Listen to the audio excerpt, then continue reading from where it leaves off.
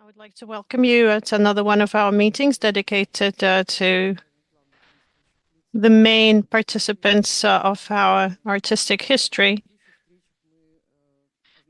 During our previous meetings, we got acquainted with the main participants of the so-called middle generation of the Moscow Conceptual School.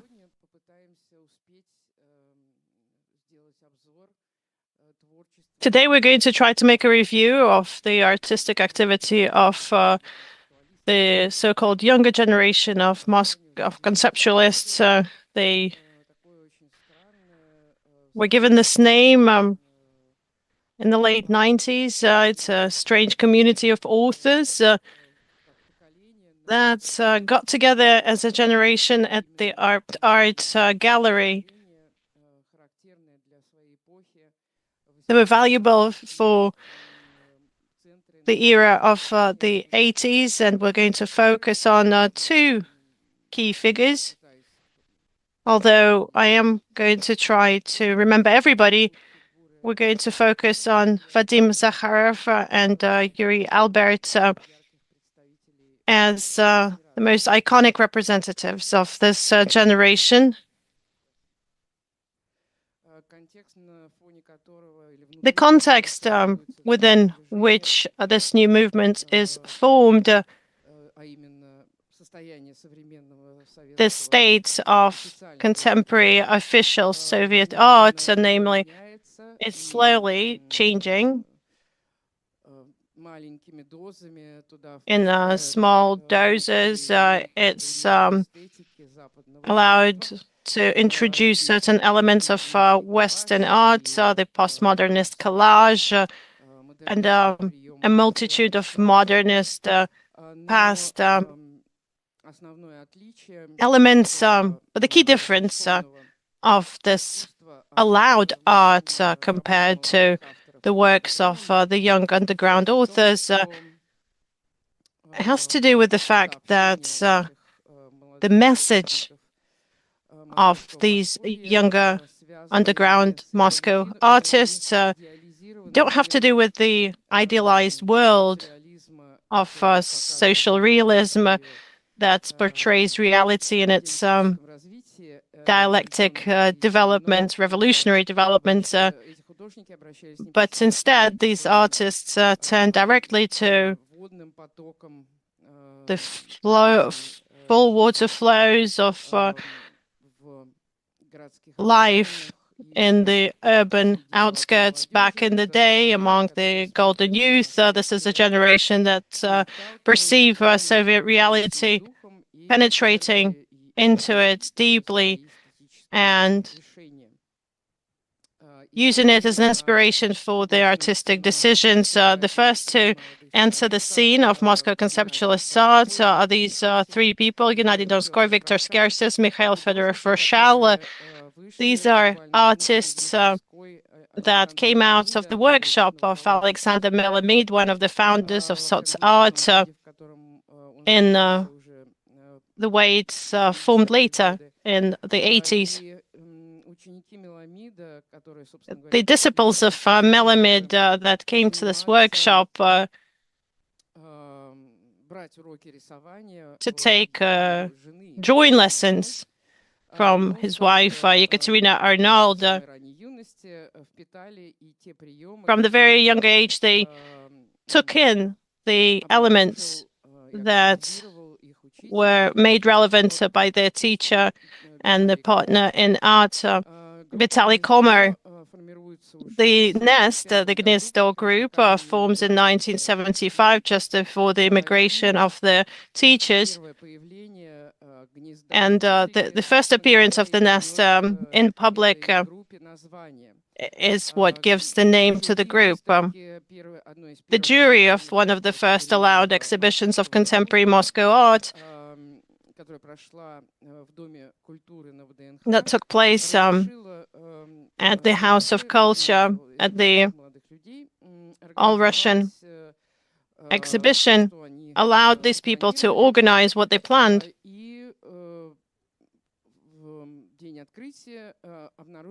On the day of the opening, it turned out that they weren't placing hanging the objects and paintings on the walls, but they constructed in one of the corners of the exhibition hall a huge nest that they sat in,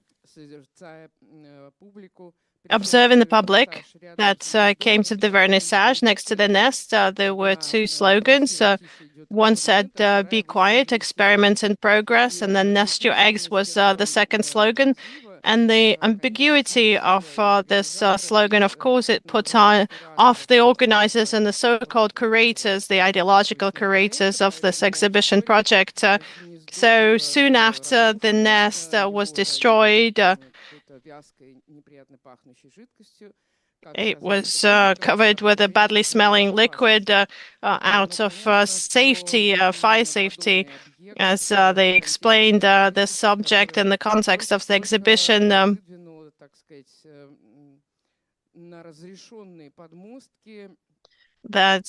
was the first to bring formats to the fore that seemed accessible and available, allowed. Traditionally, it was sculpture, graphics, and paintings, and the nest could not be considered either of these formats, in particular with people sitting into it that urged the public to lay their eggs.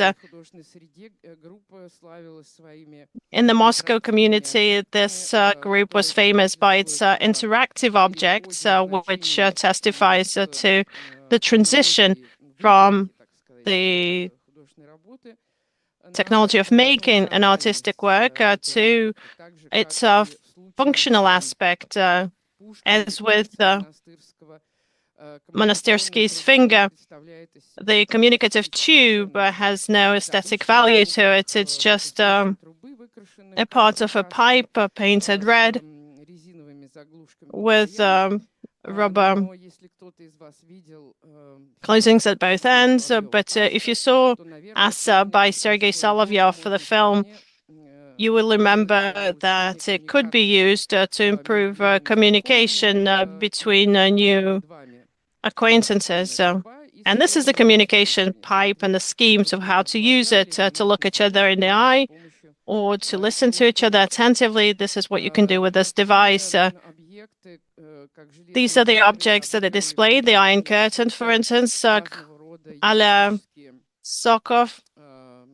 They would play on various idiomatic language constructs. There is a fragment of a steel plate hanging with an inscription in English, Iron Curtain. That's a part of a substance that separates the nest and other unofficial artists from the Western counterparts. In Asa, the subject also makes an appearance. It closes the entrance into Bananan's room.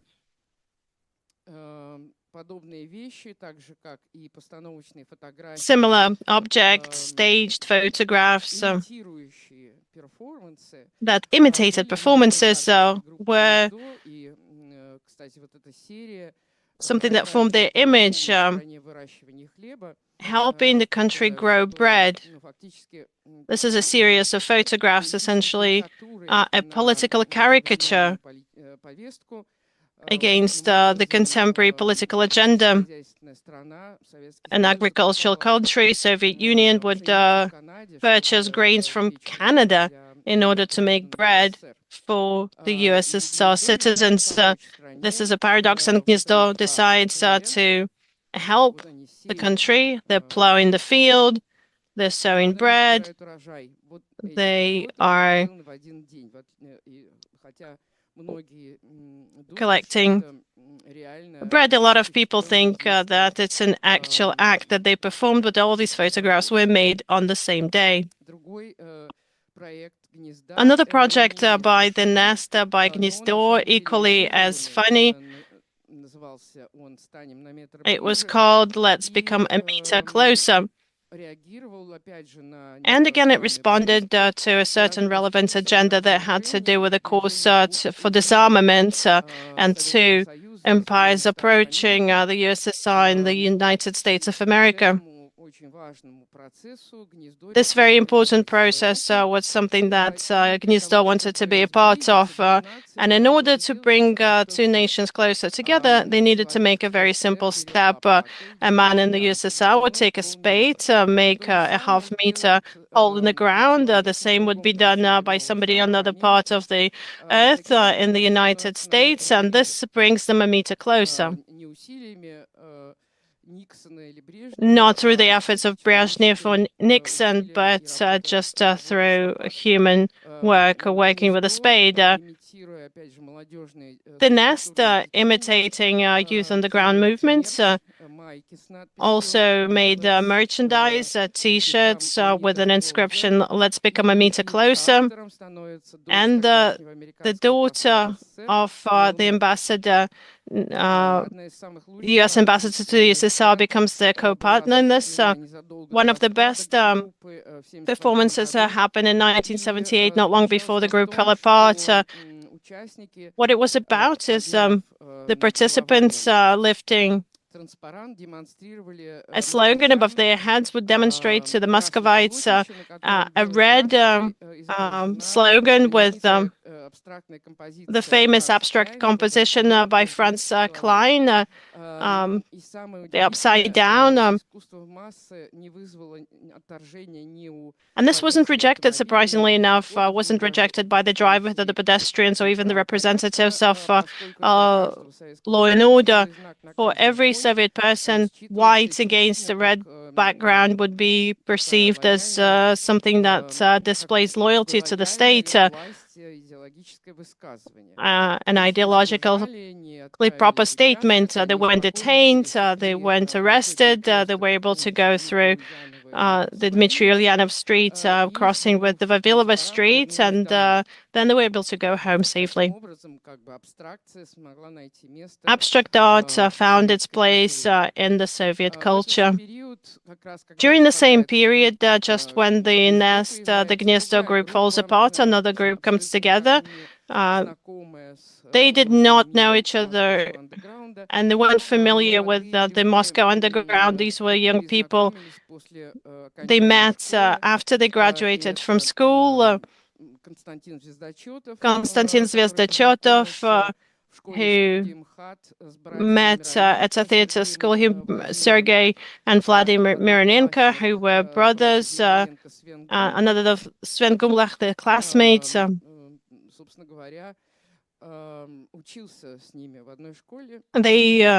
He went to the same school as them, and they brought Alexei Kamensky to the group as well, who was also interested in contemporary culture and rock music and artistic art and poetry.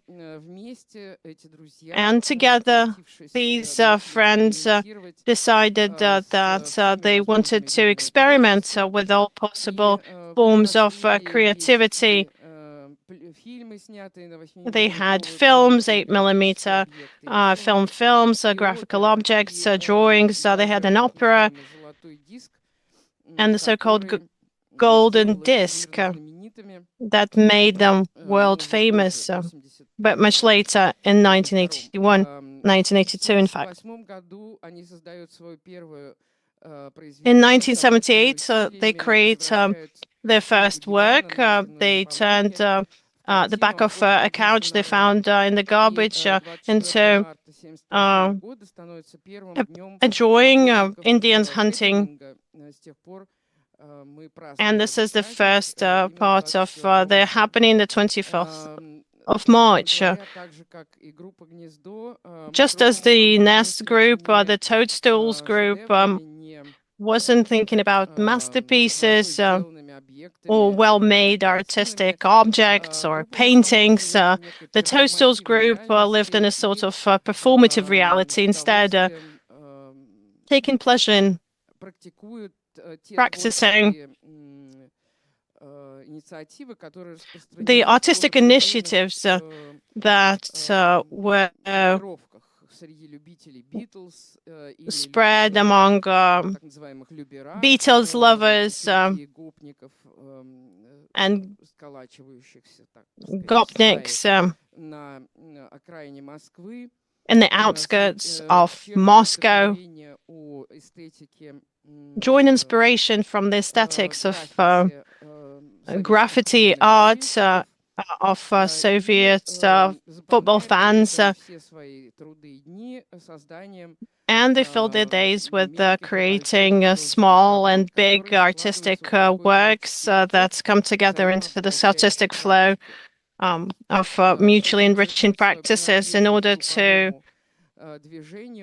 underline their belonging to a group. The Toadstools came up with their own logo that they would put on all of their works. This is a rubber stamp. Well, it's in fact a Soviet school rubber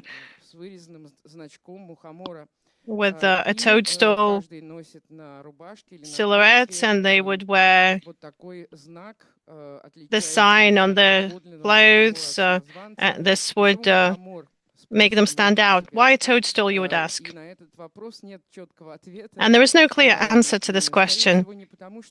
Most probably not because it's a psychedelic practice object. It means just an eternal playground. In the Soviet Union, there would usually be a little roof over a sandbox. It was looking like a toadstool, this eternal children's game that opposes to itself to anything official, and that evolves in a state of freedom versus dictatorship. This is not ordered by the state. And this brought them closer to Moscow underground art. They called their performances tricks. The trick number one was on the 19th of September, 1978. They put on shirts. They had ropes for belts. The Toadstools, accompanied by their friends, went to Yasnaya Polyana, where they visited Leo Tolstoy's house, the mirror of the Russian Revolution, and they stayed at a hippie camp that was stationed not far from the Leo Tolstoy Museum in order to make fun of these obsolete concepts of life and art. The children of flowers, punks in the form of the Toadstools came to replace hippies. And this is like a repetition of Dada that we could see both with the Nest group and the Toadstools group. They take on the tactics of scandalizing and sarcasm of towards the most sacred elements of the legacy of Russian art. This is a generation that turned the perception of real art into dust.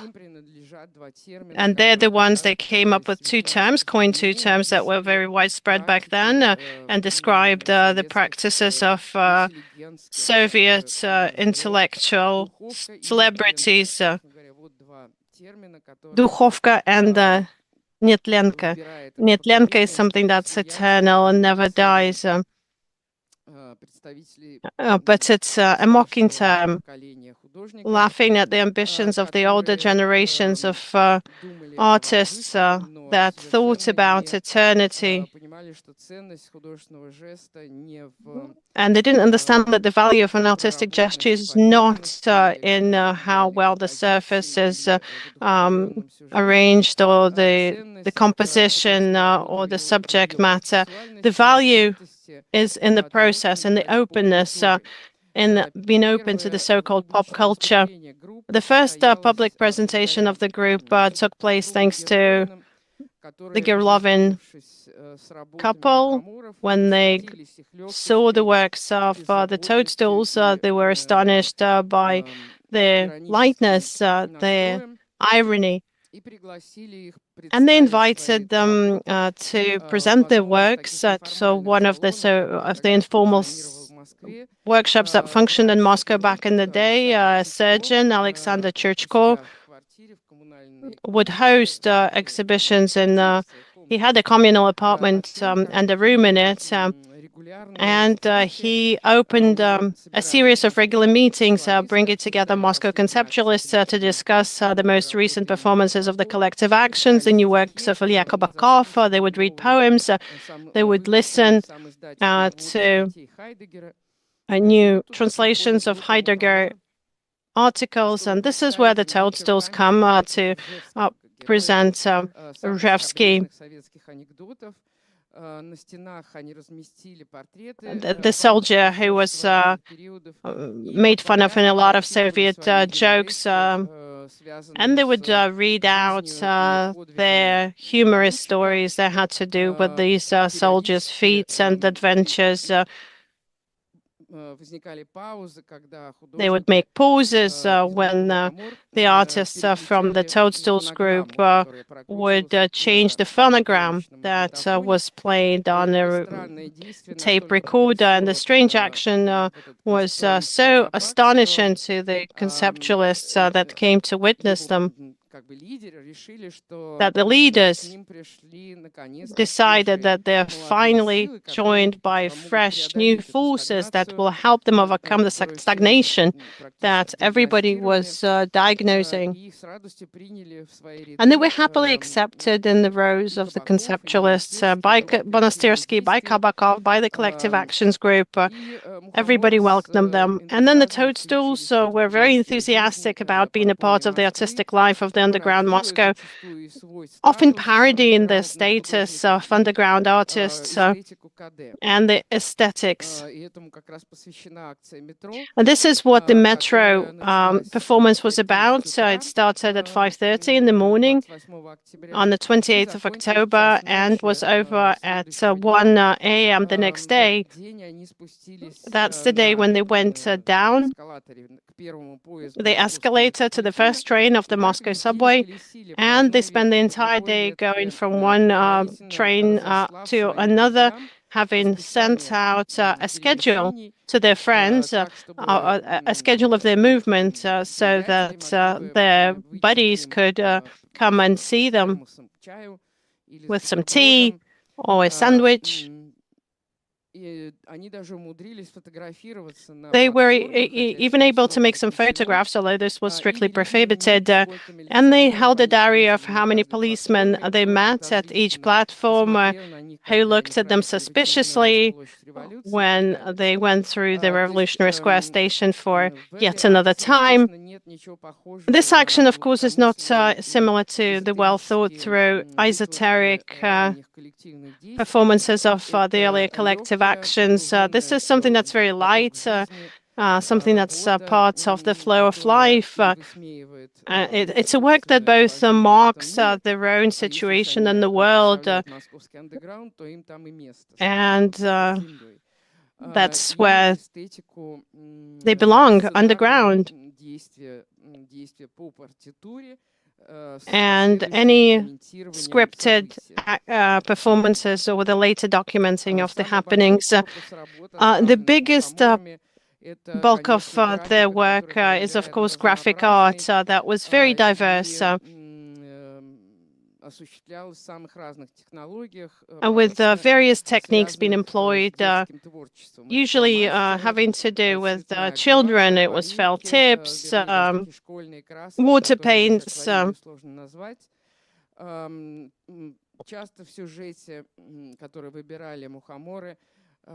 In terms of the subject, they would often go for the topic of conflicts between football fans, between Spartak and CSKA. And the Toadstool was something that brought the sides to peace. But for the Toadstools, this world of the Soviet pop culture was a place that they got their images from, and that's the place where they would send their compositions to by organizing spontaneous presentations at various Moscow rock clubs. For instance, a place that the Toadstools loved was a platform at Mifi, The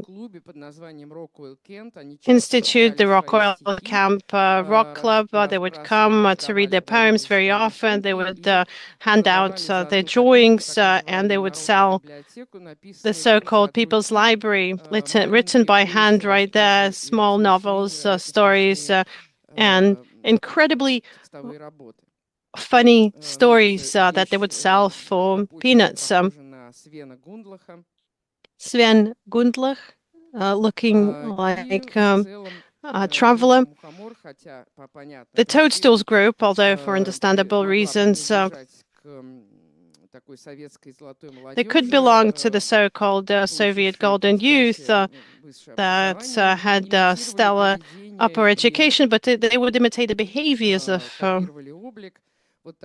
and they would copy these outskirts guys, simpletons, simple Muscovites, those that come to the center from the outskirts to show themselves off. Sometimes I tell him, you are so like Beatles. The Beatles album by the Toadstool group. These are the young artists that rejected the intellectualism of the middle generation conceptualists and they allowed Soviet art. In 1979, they received an invitation to go to an exhibition that opened in the apartment of a young artist, Yuri Albert.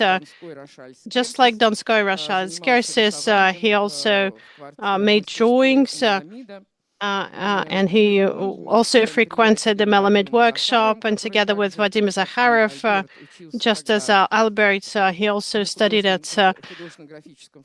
the artistic graphic faculty of the Pedagogical Institute. They organized an exhibition of their works, also joined by the back dance co-author Igor Lutz, who they organized performances with, imitating everyday actions of the Soviet people.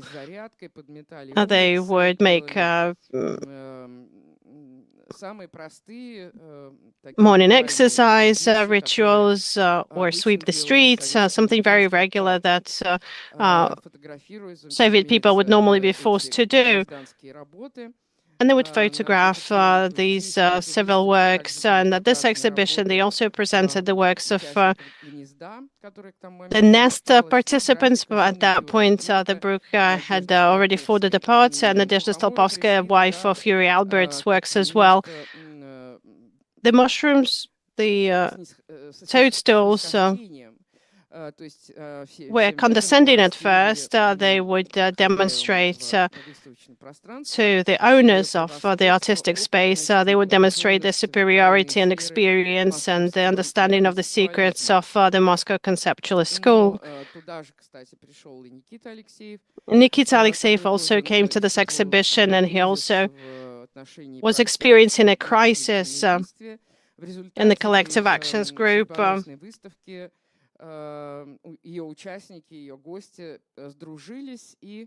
As a result of meeting at this exhibition, they all became friends and they started to work together at the Pt.Art project of Vadim Zakharov, the Gnezdo participants came together in another group called the Sz.Vadim. They just took the first letters of their names, and this is a photograph that's made for an advertising poster for the group, Sz.Vadim, and they would position themselves not as a corporation that produces absurd things for everyday life, completely dysfunctional in their essence. These are the products of Sz.Vadim that they would promote among the few viewers. These are tiles, a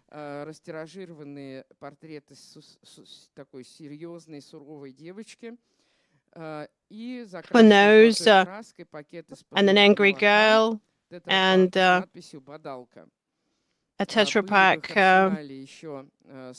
that says Badaka. They had matches as well. and they had matches called Intimate Dreaming, etc. They were exclusive, and they had their own logo on these matchboxes that's reminded an apple, and the letters SC. SC were perhaps the first representatives of street art in our history. They went to the streets of Moscow in the 80s in order to leave various inscriptions on the walls, on the lamp poles that say nothing to the passers-by. They used templates to write such words as "oh," "here," "hat," and something else.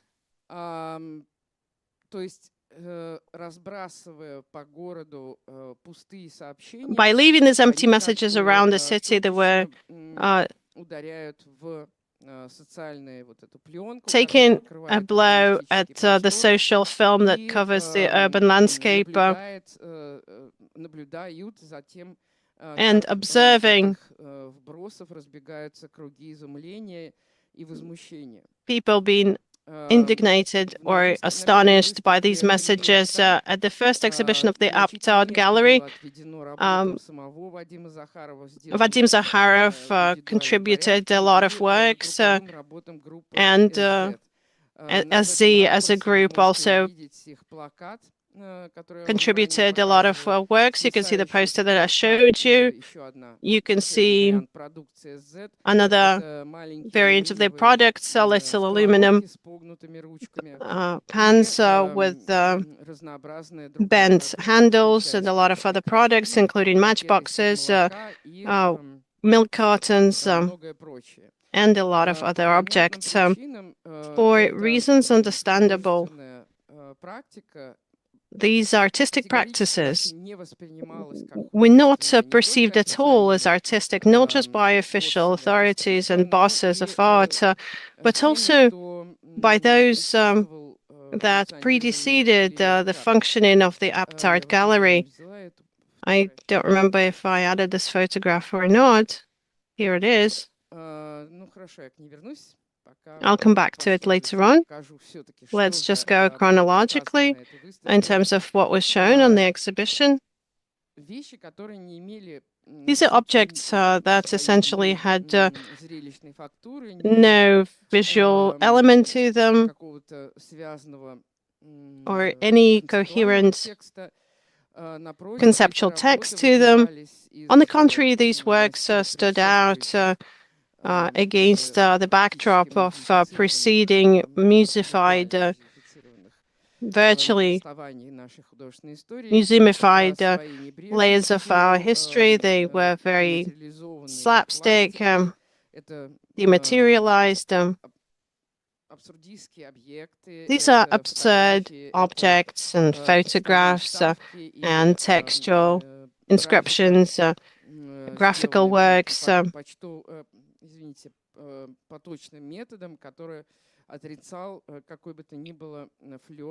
Made on the go, that rejected any craftsmanship to graphical art. You can observe similar objects in the opposite corner. This is the toadstools corner. You can see how you can change a refrigerator into a novel. Konstantin Sz.Vadim did just that, but this is not something that the metaphysicists of the 60s or the conceptualists of the 70s were okay with. This rejection to the common sense, this freedom is what made this generation stood out, and they tried to combine the methodology of conceptualism. The grounding principles of this work is, of course, the art that in our country was associated with the beginning of contemporary art as an artistic language and discourse. But on the other hand, this method was supplemented with the stylistic elements of two seemingly opposing areas in our art, Sz.Art, that would mock ideological dogmas, and on the other hand, is the so-called New Wave that came to the Soviet Union together with the half-prohibited rock music. And the wind of new tendencies got to us behind the Iron Curtain. The new wave that spilled over in 1980s across Western Europe, across America, they would include bright trans-avant-garde art from Italy, or the New Wild from the Western Berlin, or the Figuration Libre from France, or the artists of the Times Square in New York. And these tendencies, strangely, were also embodied in the works of the representatives of the circle that had to do with the art gallery practices, this childishness. Art should be joy for the eye, joy for the mind, joy for the soul, but it can't be the faculty of philosophy of the Moscow State University at all. In these works, you can see the plates here.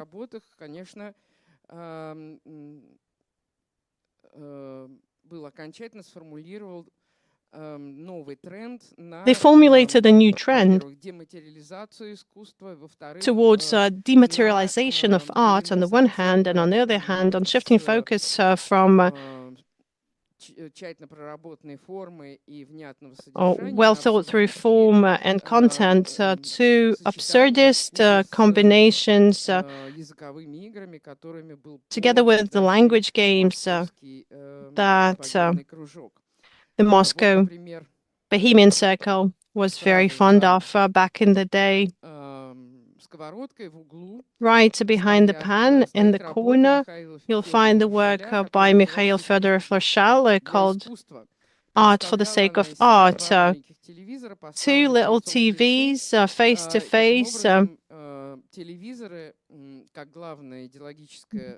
the TV as the main ideological mechanism that the state authorities used to impact the minds of simple people. It would be feeding itself in a loop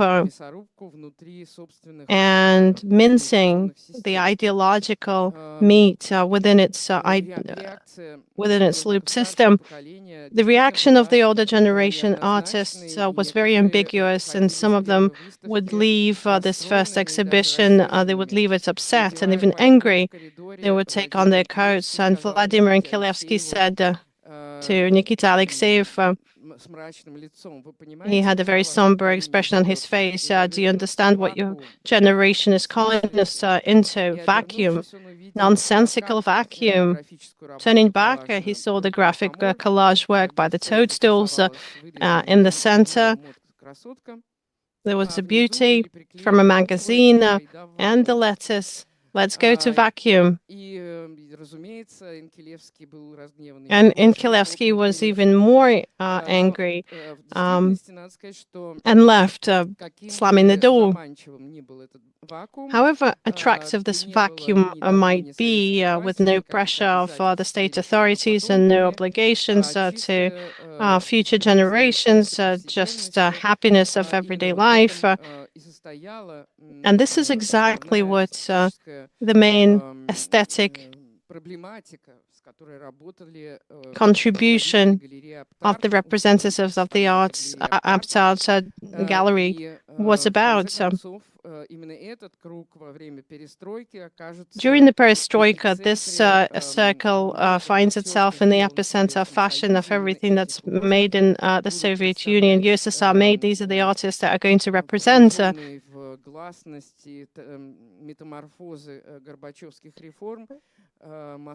Soviet Moscow artistic schools, young art from the USSR during the Gorbachev perestroika. You can see the Toadstools group in the center, Nikita Alexeyev, Fedorov Roshal, and Vladimir Sorokin, a young writer who often frequented the gallery, and he read his new text there. Vadim Zakharov stands out. He's got one detail on his eye. You'll see an eye band. He said he would wear it as one of his performances. The project was called Piracy is What We Need Today.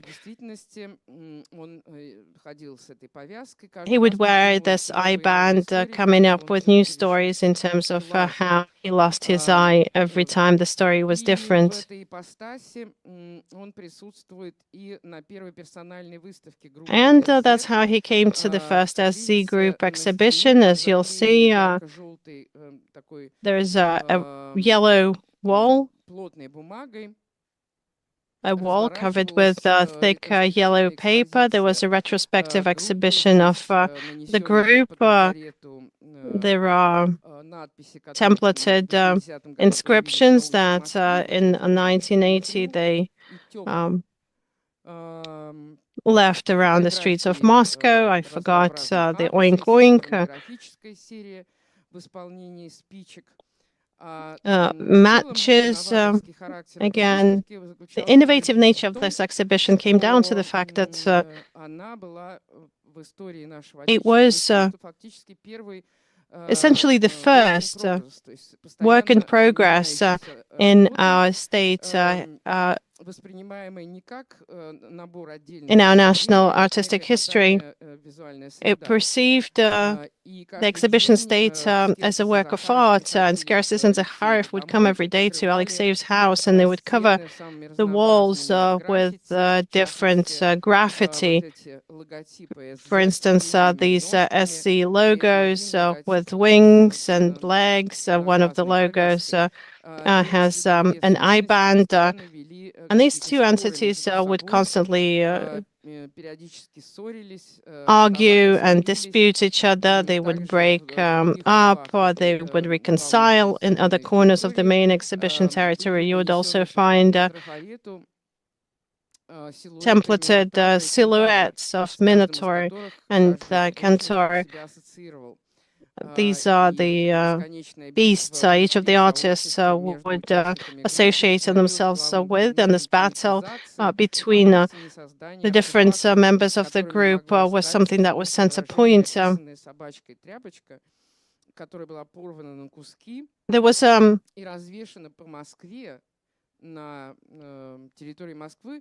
piece of fabric that a dog peed on that was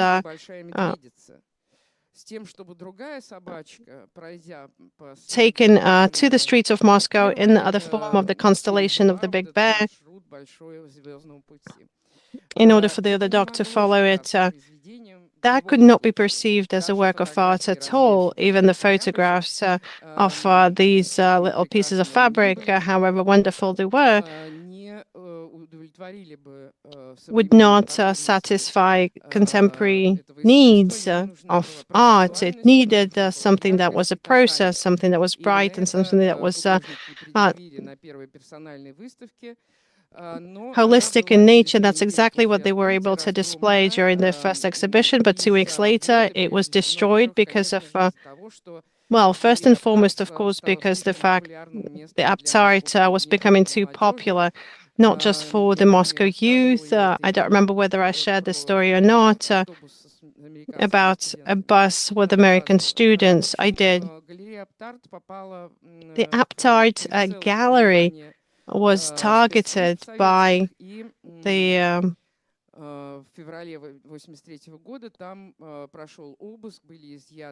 authorities.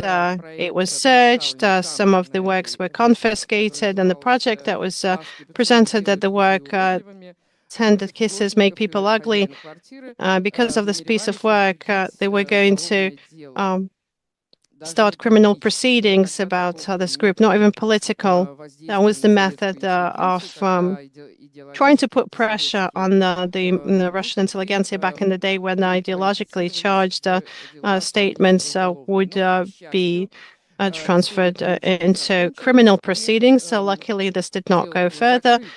The case was closed. But as the proceedings were ongoing, the SZ group were not given up, and they came up with different models of self-representation. One of the models, the fourth personal exhibition that they had, happened after Art search, and it was just one bag. They created small copies of all of their works, and they would walk around their friends' houses with this small bag, offering each of them to take a chair, and then they would lay out their exposition. They would put on various objects on the head of the owner of the apartment, and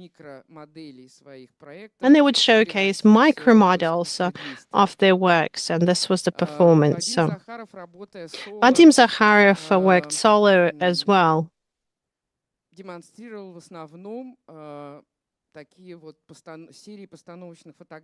He had a series of staged photographs. One of these series became incredibly popular, and as today they would say, it turned into a meme. Small porcelain Indian elephants that people would usually keep on the shelves in the dining room as a symbol of well-being, some kind of bourgeois comfort.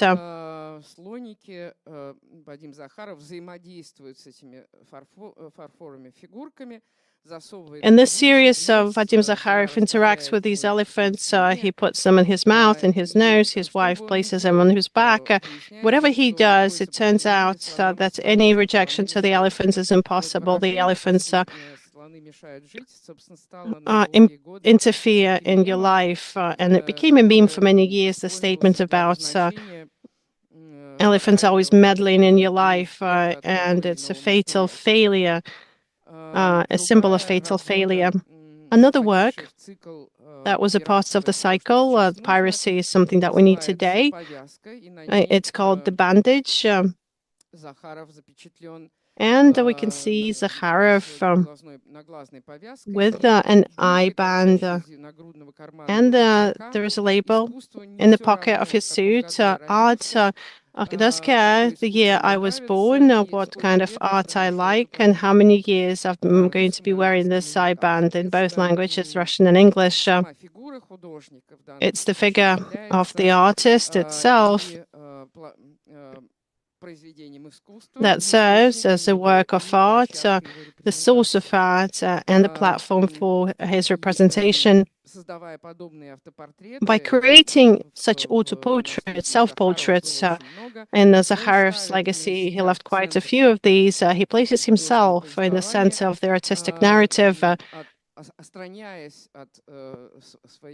distancing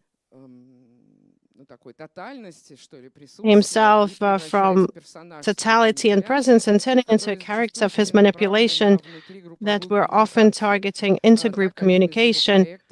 One of his projects during that period caused a huge scandal in the Moscow bohemian circles. It was a series of photographs that he spread, distributed in a smaller format.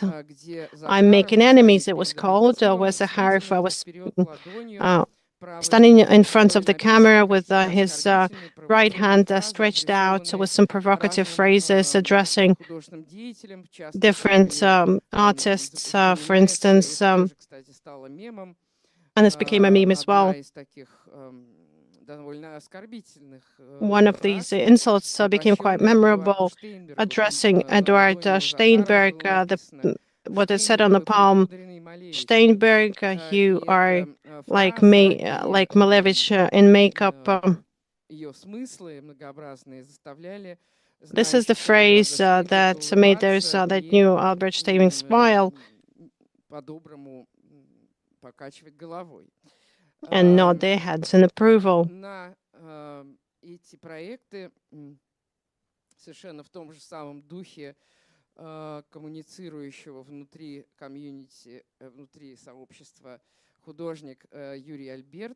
Yuri Albert, also part of the circle, is also talking about the link between the two artistic strategies. One of his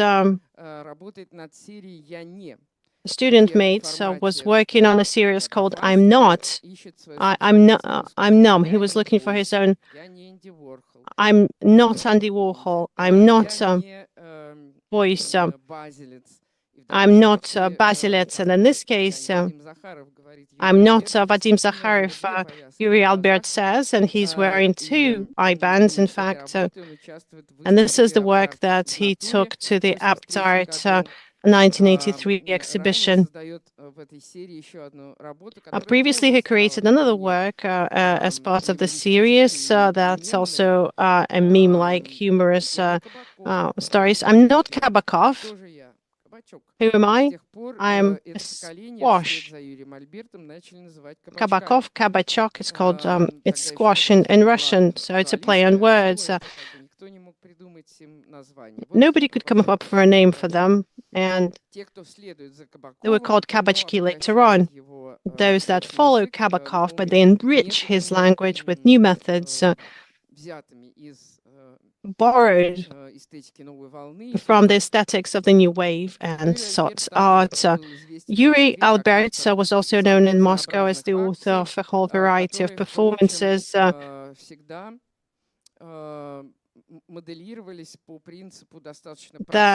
were modeled based on the very simple principles that would inscribe into the tradition of Western conceptualism, very cliched in terms of Western trends in art. For instance, transferring heat to people was very formalistic in nature.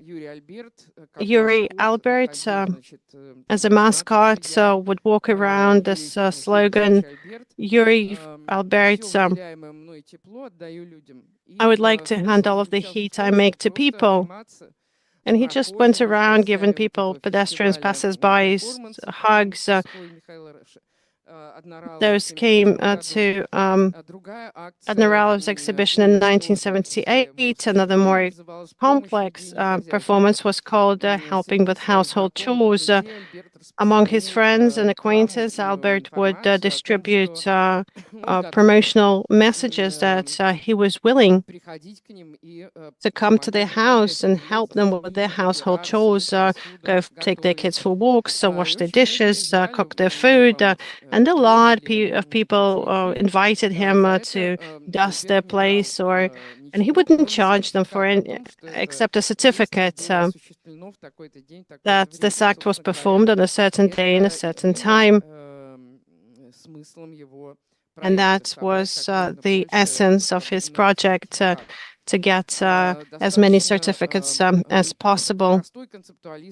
Another simple conceptualist nominalistic strategy is what we see in the continuation of his Joseph Beuys imitation series, which is manipulations with margarine, 4 angles of fat. You can have 2 packages to create an angle. You can squeeze it with your hands, or you can have this fat spread over an angle ruler. For Joseph Beuys, this was a part of his artistic mythology. All of the artists that I mentioned participated in the Pt.Art exhibition in nature.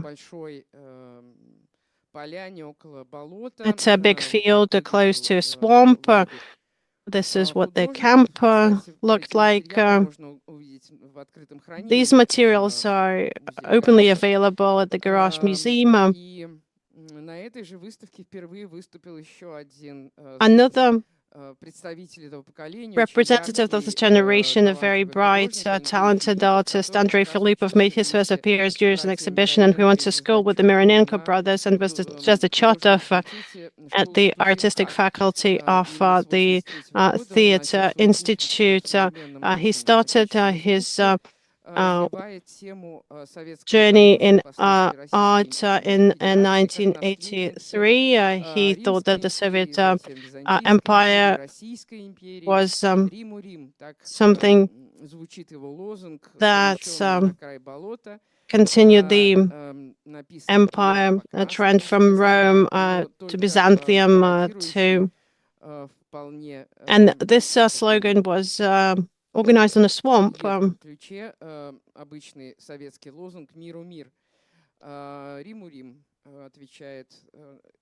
World peace, Rome peace.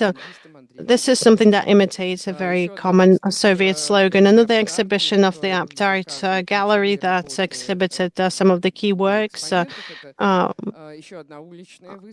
the generation. This is another street exhibition at one of the summer houses of some of the artists. They couldn't go back to Alexeyev's apartment. It was still dangerous, but they wanted to continue to exhibit their works in nature. They were brave enough to do this, and this is where they exhibited Yuri Albert's work. This is craft paper, wrinkled, and it's got something written on it addressing the public. Those that read these posters. Is this a good exhibition? Do you like the toadstools? Let's talk. Let's argue. The classical conceptualist methodology, when from an object you move to connections with other objects, with other contexts that the object is part of, and the connections between the participants of the artistic process. Same practices we see in a new work by Moscow Conceptualists, the Moscow Archive of New Art, that I talked about a lot, but I have to mention them again.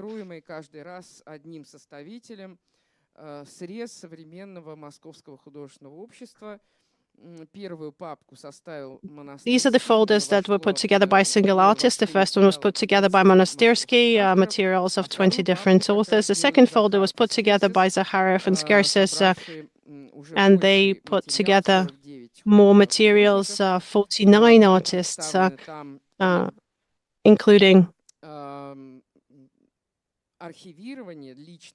Well, this is a personal archiving.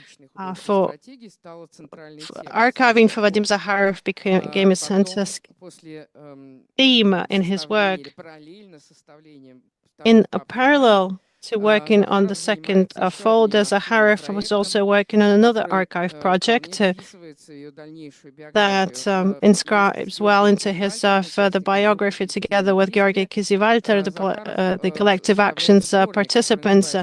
He puts together a collective box, a cardboard box with fold-out pamphlets. Each pamphlet is dedicated to one conceptual artist, and as he would go to somebody's workshop, they would take a photo camera, they would take a recorder, they would record an interview, for instance, with Kabakov, they would photograph the interiors of his workshop, and thanks to this, we can reconstruct social anthropology conditions that they worked in. And the works that were the center of the attention back then. An important moment happens in 1985.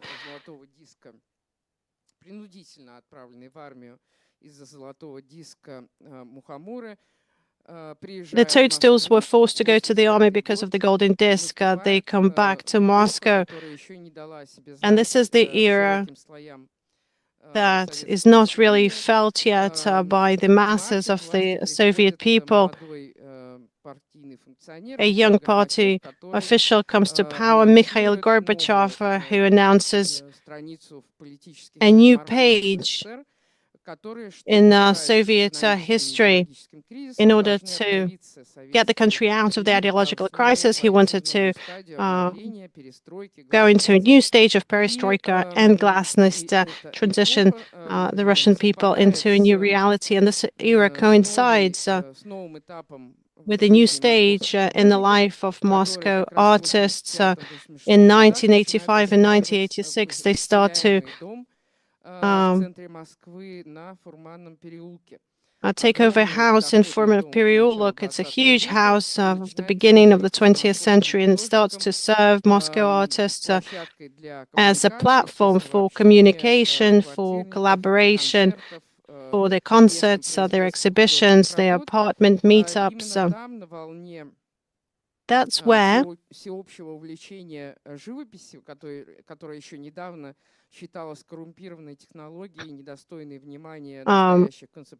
looking at everybody's attention towards painting that was previously considered to be inappropriate, Vadim Maximov, by getting these, Vadim Zakharov, getting these new square meters in this new house, he creates a whole series where he exploits a lot of stereotypes that were based on his previous works, little elephants, that Zakharov turns into. These are monochrome, ugly individuals producing strange sentences, and Skersis and the Zakharov's logos talking to each other, insulting each other, and asking complicated questions both to the artists and the viewers. This is the size, just for your understanding, of these works. Miniature works were a thing of the past now. The materials conceptualist style was a thing of the past as well. And this had to do with, of course, not just the fact that painting was in vogue. That's what we're seeing in Western artistic history, but there were new spaces that would be made available. And there were means that were available as well. Collectors from the West come to Moscow, and they're happy to buy the works of younger Soviet authors. And they start to have money available. They are able to buy something foreign. They can buy nice import beer, or they can buy buckets of paint, and they can get frames. Marat Gelman started his career by selling frames in Moscow to those that habited the Furmanov Pereulok house. This renaissance of painting also found its reflection in the art of Zakharov. He doesn't like to think back to this period himself, this period in his art, but it happened. That's where we see the spirit of that era. The letters are serious. Each work would be called A2, C3, etc. With these works, he was invited to participate in the Sotheby's auction, the famous auction that brought to light a lot of the processes of the Moscow underground by legalizing the movement. With the help of the Ministry of Culture, the Ministry of Culture made the decision to allow this public auction, and essentially agreed to finish this endless attack on bad artists that are not working in social realism but are doing God knows what. The state no longer cared about these artists. They could do whatever they wished. And that's exactly what happened during that period. When there was a possibility not just to create huge monumental works, but also to travel around the world in 1988 and 1989, that's where they start to tour the world. Moscow artists, including young artists, they go to Melbourne, to New York, to Köln, Line to Warsaw. It's astonishing to how intense their travels were. It's not just Zakharov, it's not just Kabakov, it's not just Bulatov, but many of them, when you look at the amount of exhibitions that they participated in a single year,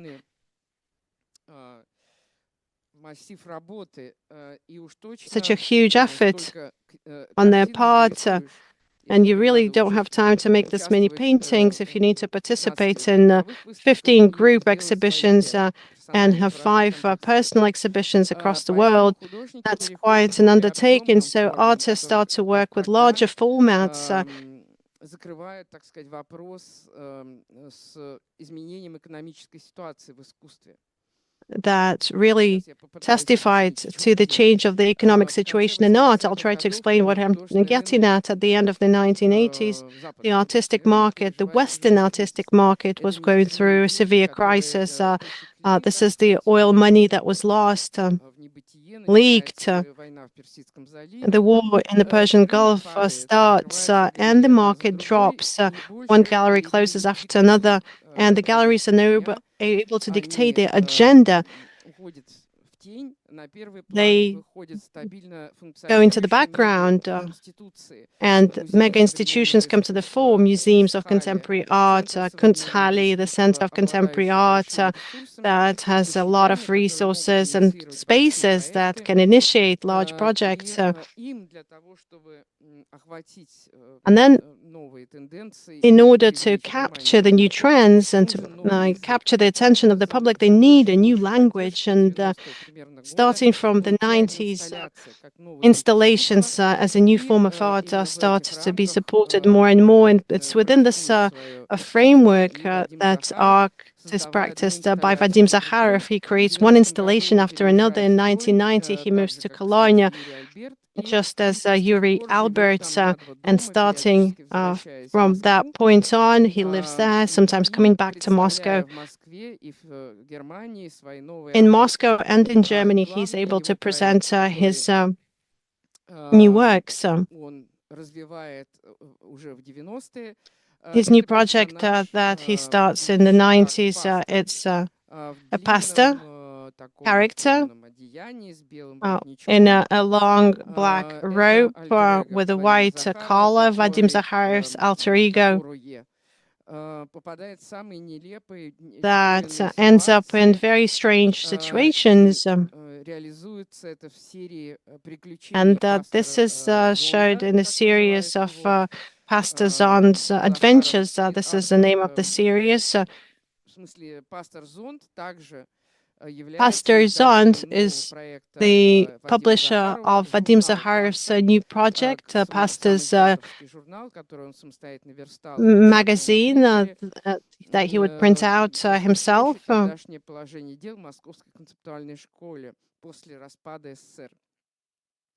Talking about the Moscow Conceptualist School after the collapse of the Soviet Union, the third adventure of Vadim Zakharov, or Pastor Zond, happens in Spain. He comes there to follow into the footsteps of Don Quixote, trying to take on windmills unsuccessfully, just as with his protagonist.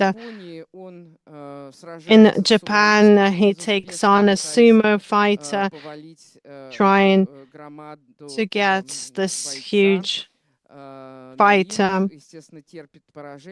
Of course, again, he fails one time after another, not able to knock him over. When Zakharov's projects needed to be demonstrated, he created very complex installations or showed documentations of his performances. The performances would often be done as part of, on his grants that he would get internationally.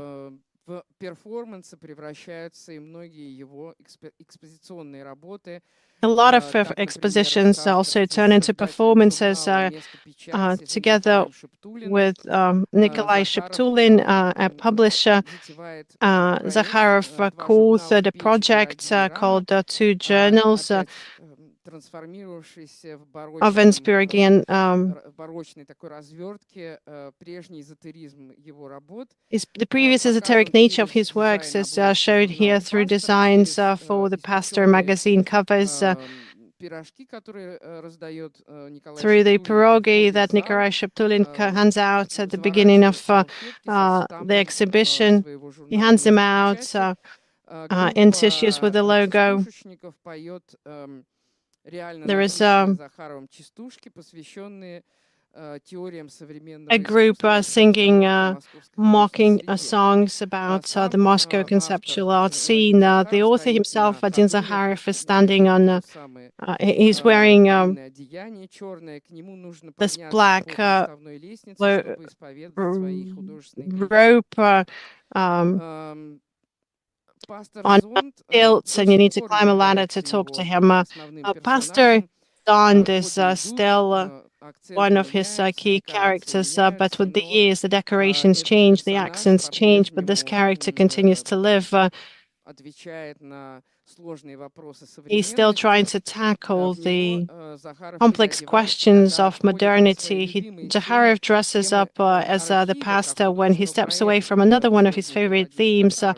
archiving. Действительно, As with, well, всем, the кто artist Vadim занимается Zakharov, everybody who истории современного works on the history российского of искусства contemporary известно, Russian art что knows один из самых that значимых, one богатых of the архивов, most significant связанных с and этой историей valuable archives послевоенной, that had to do находится with у Вадима post-war Захарова. history is Он его Vadim собирал в Zakharov's течение многих лет. archive. He Более put it того, в together over the конце course of many 70-х years. годов, когда его At the end of получил 1980s, when камеру, he was able он to buy a начинает video снимать camera, на he starts to make пленку films. выставки He своих starts to друзей за record the рубежом. exhibitions of Тем, his что, например, мы international сегодня смогли увидеть friends, эти записи international exhibitions спустя of his 30-35 лет, compatriots 35 years on. We can now witness these когда мы exhibitions. видим, например, там в списке выставок Кабакова When we see какие-то названия Kabakov's инсталляционных, даже не exhibitions, we можем see себе various представить, как installations. они We can't even лежат там imagine на what they look месте, like when we see a потому что description, каталог не вполне отражает, because the catalog собственно never говоря, really как reflects what смотрелась инсталляция в конкретном the пространстве. installation was perceived as in a И specific для space. Вадима Захарова For этот формат Vadim стал, так же, как и Zakharov, пастор this Зонд, одним format, из just as важнейших Pastor Zahn became one of воплощений the его собственной main личной практики в искусстве, когда incarnations, он embodiments of his personal получил practice in приглашение на art, выставку and when he Раша received an в invitation Гугенхайме, to в the музее Russia Гугенхайм, Guggenheim огромная Museum ретроспектива exhibition, a российского huge искусства, retrospective of Russian он art, he демонстрирует свое demonstrated творчество his в art виде вот таких in the архивных form папок of гигантских these под 3 huge метра archive высотой, files about 3 meters каждый high. из которых Each of содержит them внутри себя contains комнатку, a room где смоделированы, так сказать, основные блоки повествования with о the русском modeled авангарде milestones of или о Russian Юрии и так далее. avant-garde, sotsrealism, etc. И для Захарова архив и есть синоним For Московской Zakharov, концептуальной an школы, archive поскольку is это был главный synonymous to the тип Moscow реализации художественных Conceptual проектов School. It was в the этой main type of в этом implementing времени artistic projects for 70-х, this 80-х, movement in the 90-х. 1970s, the 1980s, and И 1990s. его инсталляции действительно His зачастую весьма installations загадочные и are often герметичны, mysterious and hermetic, даже более герметичны, чем работы Андрея even more Монастырского. so than Monastyrsky works. Работа «В детстве я был мышью в Дзенском монастыре» представляет из себя In my childhood, I was a mouse in a Zen настил, monastery. This сделанный work из is дерева, по a которому wooden вы проходите platform, почти настоящий and you go into an almost real японский сад, Japanese где garden трудолюбиво проделаны where линии специальными граблями, но только вместо laboriously камней made lines with на rakes, and instead of the поверхность песка stones on the располагаются surface of головки сыра разных the цветов, sand, фактур, you would запахов, see и cheese, with называется various вся эта большая cheeses, and it's all инсталляция called, «В детстве я был мышью в in Дзенском my childhood, I монастыре», was a mouse at the Zen и monastery. превратившись в международно известного художника, Вадим Once he Захаров became a world-renowned демонстрирует artist, свою Vadim пристрастие Zakharov к would дзену demonstrate his и love for к Zen тому, что обычно любят мыши, and to what mice often love, which is cheese. A very strange work that doesn't seem to have any special way of interpreting it. Is it a joke? Is it an illustration to some kind of absurdist backstory? And the same conceptualist method works here that was used in the previous decade. This positive misunderstanding that leads to an absolutely predictable reaction, attempts to find meaning where there is no meaning. They need to fill this vacuum with something that we can say about art that's silent and doesn't talk to us. The no distance work was presented at the Sz.Art exhibition in 2008. So what this was a confession room made in an absurdist architecture, as if coming into 3D from the reverse perspective of the Byzantine iconography, a very formal solution, very exquisite, very sophisticated, a confession to a pastor that can't fit in to this distorted space, distorts truth in the face of God, and this impossibility of being truthful in modern days, being squeezed in to non-spiritual life becomes perhaps the main object of this specific work. Some things Zakharov continues to do to show his interests for communication, joint efforts, collaborations. One of his co-authors was included some famous German artists in this work. He is tying his hand to the hand of another author, and they try to harmonize their movement, harmonize it with the will of the other artist to draw something. And despite this discomfort, not prevent the strokes and lines, and this entire process has been video recorded, and later on becomes another one of adventures of Pastor Zand. In 2013, Vadim Zakharov presented Russia at the Venetian Venice Biennale, where he presented his Denia project. It's a very expensive project, a very multi-element project that you couldn't really tap into if you were a male. You weren't allowed to the bottom floor. It's a work that copies the plot line of the love of Denia and Zeus, who came down on her as golden rain, and that's the way he managed to penetrate her life. In Zakharov's installation, this golden rain would fall into the female hole that only females could go into, with transparent umbrellas that would go down, observing how coin after coin the space would be filled.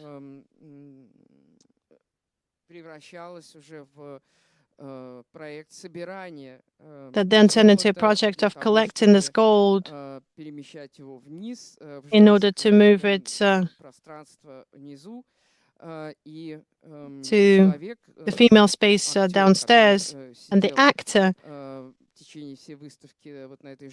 that throughout the exhibition sat on this bar would go through these golden coins in order to transport them down. A lot of feminists would criticize this work by Vadim Zakharov. They would indicate the fact that it's gender inappropriate, but it still was beautiful. Vadim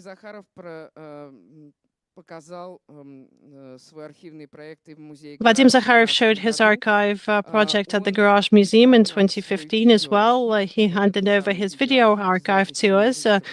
These are the recordings of the exhibitions of his artist friends that took place over the course of 25 years internationally.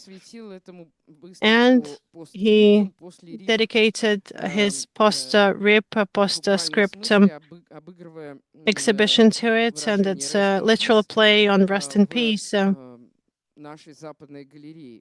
In our Western gallery, his archive was placed into these tombstones. These are folders with slots in them. There was a list of what rests in the file. For instance, sorry. Да, там были прорези, где крутилась бесконечно вот эта видеофиксация. And there were slots with an endless replay of the videotape of the exhibitions of various authors across London, Paris, etc. On the one hand, it was a presentation of the archive. On the other hand, it was an artistic work in itself, an artistic work by Vadim Zakharov, who created an archive of his artistic, who made archiving into his artistic practice. So what do we do? There's no time for me to talk about Yuri Albert. I suggest we talk about Yuri Albert next time, because he's worthy of a long discussion. Is that okay? If you have any questions, please go ahead.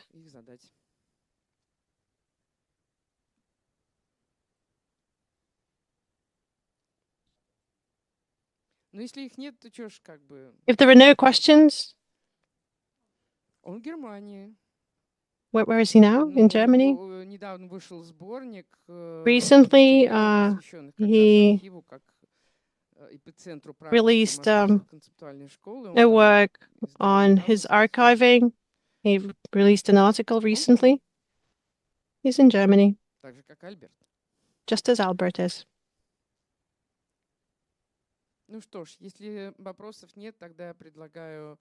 If there are no questions at this point, then I suggest we wrap up our meeting for today.